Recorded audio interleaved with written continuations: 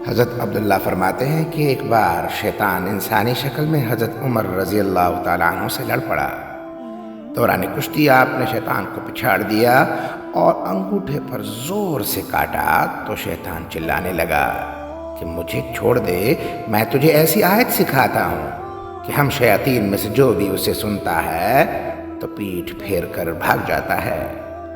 آپ نے اسے چھوڑ دیا مگر شیطان نے آیت سکھانے سے انکار کر دیا۔ صحابی رسول نے پھر اسے دبوچ کر انگوٹھا دبایا اور آیت کا پوچھا، لیکن اس نے پھر انکار کیا۔ جب تیسری بار شیطان کو دبوچا تو کہنے لگا کہ بتاتا ہوں، وہ آیت سورۃ البقرہ میں ہے، یعنی آیت الکرسی۔ سامعین، آیت الکرسی کے بہت سے فضائل ہیں۔ جو شخص اسے ہر نماز کے فوراً بعد پڑھا کرے تو اس کے اور جنت کے مابین صرف موت ہی پردہ ہوتی ہے۔ سبحان اللہ۔ اقول قولی واستغفر اللہ لی ولکم ولسائر المسلمین۔